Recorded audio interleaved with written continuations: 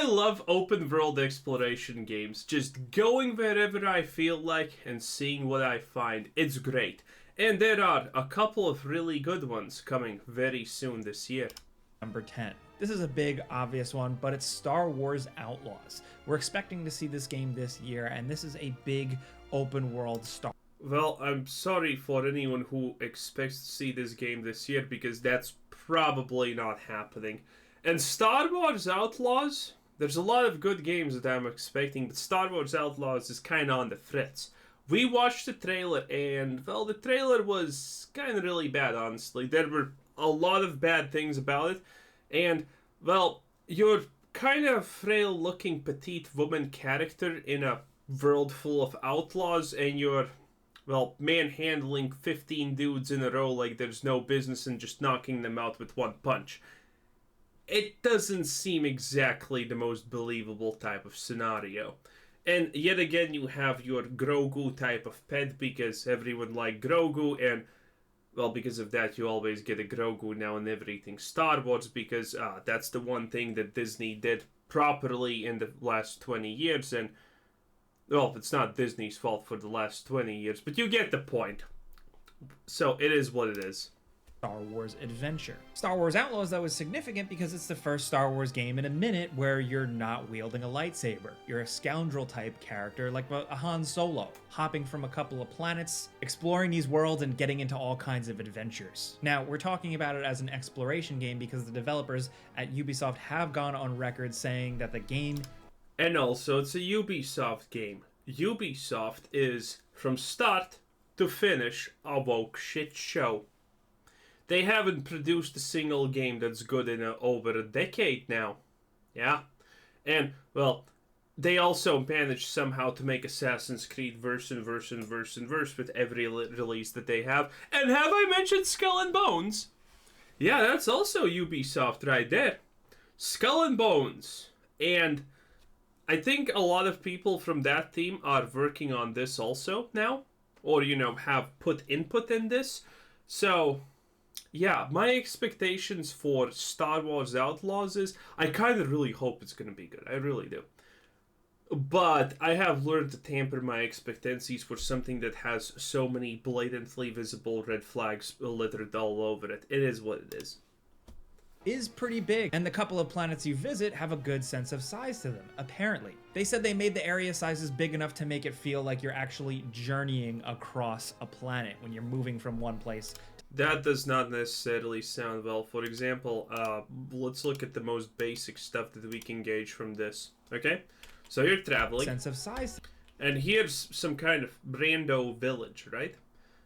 And you can just tell that there's nothing around this thing for, like, probably minutes of traveling on a speed bike, or whatever these things are supposed to be called. A hover bike? I have no idea, honestly. Literally, not joking. I have no idea what these things are called in the Star Wars universe. But, speeders? No. Anyway, yeah. This is already kind of bad looking. Because when I exit a town, I'm not exactly looking forward to going 10 minutes in a random direction, Starfield style, and not encountering anything of noteworthiness, okay? This seems like a classic Ubisoft, we're not gonna hold your hand, we're gonna grab your hand, put a handcuff on it, and guide you in the direction we want you to go, because otherwise it's a shit show. To them, apparently. They said they made the area sizes big enough to make it feel like you're actually journeying across a planet when you're moving from one place to the next. You're going to be able to ride a speeder, hop off wherever you want, go wherever you want. And we're really excited to see what comes from that, because Star Wars Jedi Fallen Order had some good exploration, but that was built around the structure of that Metroidvania style. This seems like it's going to be a much more open-ended exploration thing, and we're excited to see what comes of it. There's a lot of potential here, especially because Star Wars games have been pretty good recently. So, fingers crossed, Star Wars Outlaws has some really good exploration when it seemingly drops towards the end of 2024.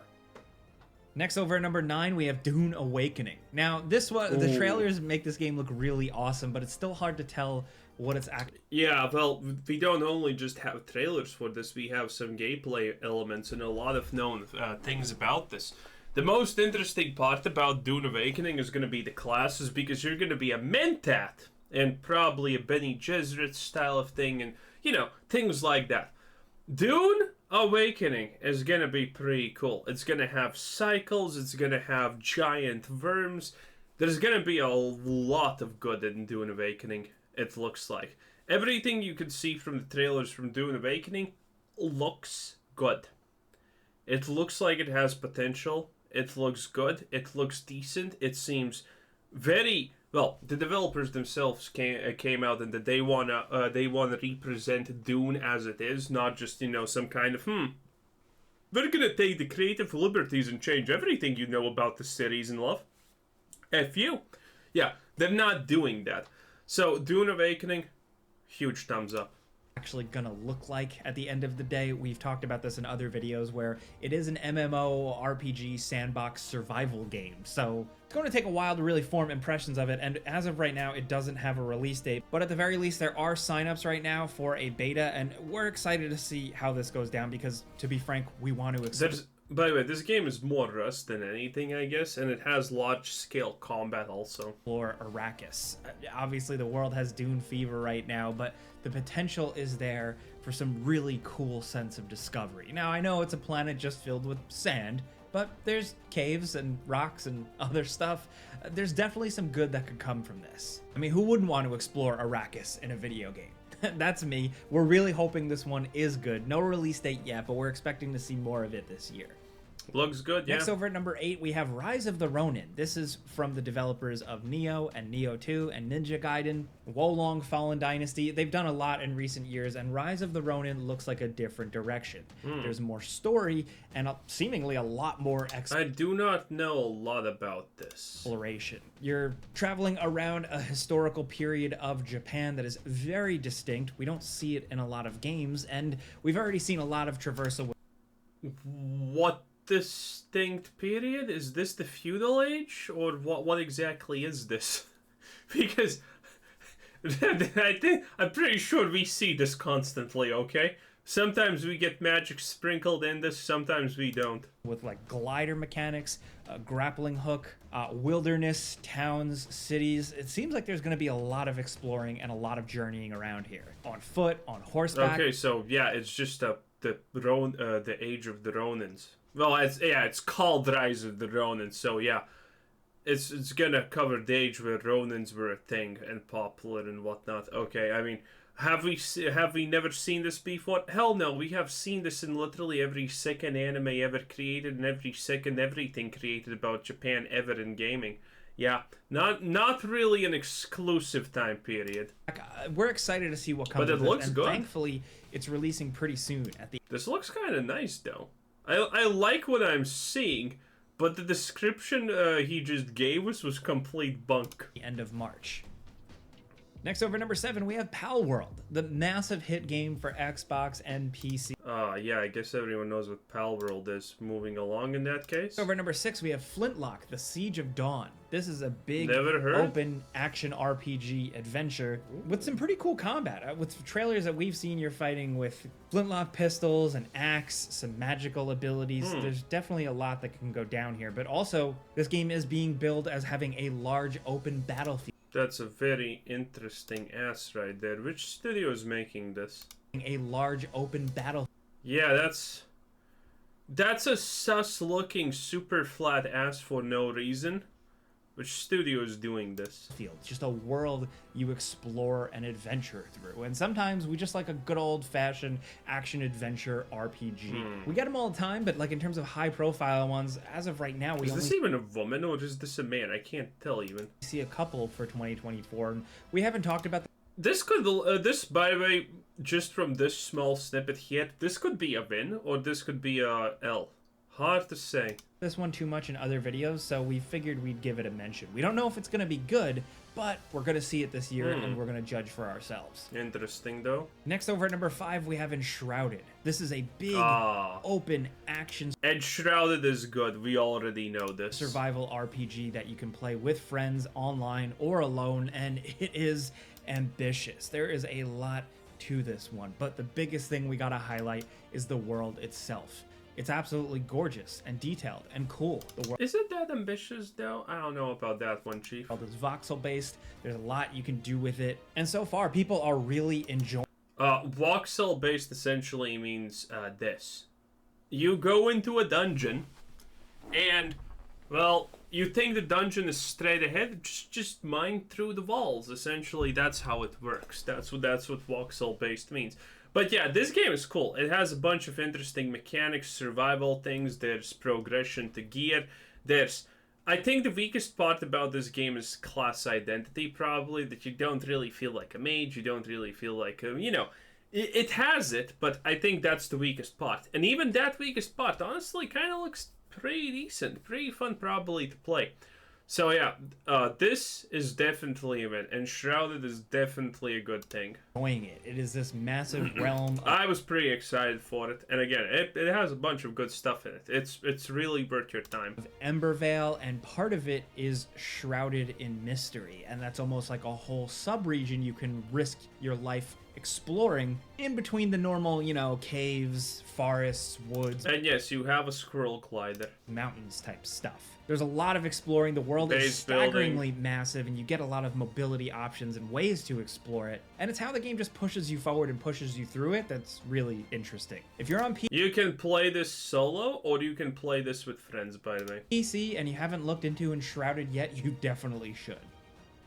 Next, over at number 4, we have Dragon's Dogma. This is a big one. This is one of the most Obviously. anticipated RPGs of the year, and although we haven't gotten our hands on it yet at the time of Yeah, this is good. Dragon's Dogma is gonna be amazing. We already made fun of Asmongold for skipping the tutorial, not understanding what he's doing, and then saying, game too hard, make it easier. making this video. Nice. We're big fans of the original game, and that game had some great exploration, so we're expecting more of that here. We've seen a lot of cool enemy types. Dragon's Dogma world is gonna be huge. You can play any class that you want. You can swap them out anytime. It has very little hand holding, aka you're gonna actually discover things. And the pawn system is your companions that you take along. You're gonna make your own, but you can also get companions from other people who are playing. And if that person's companion was with another player when they found something or did a place, when you move towards that place and you miss it, the companion is gonna say, hey, there's a thing here, wanna check it out, mon ami? And you're gonna say, no, I am the boss here, you do what I say, dirty little peasant. And obviously you get to name your companions, which is hilarious. Obviously, I don't need even to explain. The fact that you can get big chungus on your team is something else. Types, character builds, NPCs, companions, really just stuff that to us gives us the sense that Dragon's Dogma 2 is just a bigger, And there's a lot of classes also. badder, crazier Dragon's Dogma, which means to us, hopefully, there's a lot more to explore. The creatures look massive, the world looks massive, and therefore the adventuring looks pretty That's pretty good. massive, and we're really excited to finally get our hands on this thing soon. We hope it's good, at least as good as the first one. That would be a win. Next, over at number 3, we have Avowed. This is Obsidian's next big RPG. They're the creators of stuff like Avowed is also something I'm interested in. This could easily be a good Skyrim. This could easily be a decent follow-up to Fallout. And what they have shown and what they have teased is that this is a real role-playing game. This is not going to be your shittier Starfield. This is going to be more like your Fallout New Vegas type of stuff. Fallout New Vegas, most recently The Outer Worlds. So they know a thing or two about RPG goodness and And it looks good, by the way. Well, there are some small parts that look like a little bit, but the world looks well made. Everything kind of feels pretty good about this. Avowed is definitely something to look forward to. exploration, and we're thinking Avowed really will take things to the next level. From what we've seen so far, it does look like it has a pretty deep, rich world worth exploring. We've seen towns. The only bad part about Avowed in reality is probably what you're seeing right here. First person casting big skills like this, because it just looks what's even going on here? Yeah, that's it. And NPCs. We've gotten glimpses, but we don't really know yet how big it's actually gonna be. But still, a fantasy RPG adventure from Obsidian is something that we're always gonna pay attention to. And although the most recent gameplay reveal left us feeling a little unsure of certain things like combat and some elements, we just need to see more. As long as it has that Obsidian feel, you know, the DNA they brought to their previous games, we're really excited to check this one out. Next, over at number 2, we have Pacific Drive, a driving sci-fi exploration game that is not open world, but still really manages to create a good sense of exploration. It's got a little bit of survival elements to it because you're hunting for crafting components to essentially upgrade your jalopy car with Back to the Future style parts you bolt onto the car just to survive and get through these harsh environments, kind of like a post-apocalyptic thing. I really have to paraphrase in short. Okay, I'm not sure about that. Don't know also anything about this, but driving a car in a post-apocalyptic game, yeah, not a fan. Now down to number 1, we have Stalker 2 Heart of Chernobyl. This is the big one. We've been looking People are gonna love this. I mean, come on, it's Stalker. forward to this one for a while. And this is another game where you're in a post-apocalyptic setting. You're going out into these irradiated zones, fighting for survival, fighting against others, but also trying to research and discover scientific anomalies in this weird, strange world. This is, of course, the follow-up to the classic Stalker games that really revolutionized PC gaming for a Dude, this is gonna be big. lot of people. They were just really cool and unique and had a good sense of survival. Don't shoot the dog! This time around, let it kill you! with Stalker 2, we've gotten glimpses. Oh my. Yeah. So, if anyone's wondering because they're confused what the hell is going on, you see those distortions? Yeah, those things are dangerous. When you see the air shimmer like that, that means that you probably don't want to go in there, otherwise This time around now with Stalker 2, we've gotten yeah. Also, that's not the only effect. There are other things that can happen. glimpses of gameplay that look absolutely stunning. Some of the visuals on screen here are out of this world good. We really hope the game can live up to the original. Yeah, but Stalker's really good. It's a cult classic, honestly, at this point. Well, has been for a long time. And Stalker 2, man, people are expecting this a lot. The original fan base is... Man, if this doesn't deliver, the original fan base is gonna go to war. Original's pedigree, but also just what we've seen in videos and trailers so far. Because visually, that is a world I want to explore. It looks so detailed and mysterious and dour that despite being like a Chernobyl, post-apocalyptic, like a radiated zone type of thing, something we've seen in a lot of video games and media before, they seem like they're doing it different here, and that's what makes the Stalker games special. After many delays, it seems like... Yeah, invisible opponents. Again, the Stalker thing, the Stalker franchise is just, you know, something else, okay? It is really good, and people are expecting this so hugely. We're finally getting this one this year. That could still change, but as of right now, we're looking forward to playing it. Now, those were 10 games. We got some bonus games we got to throw in, of course. Little Devil...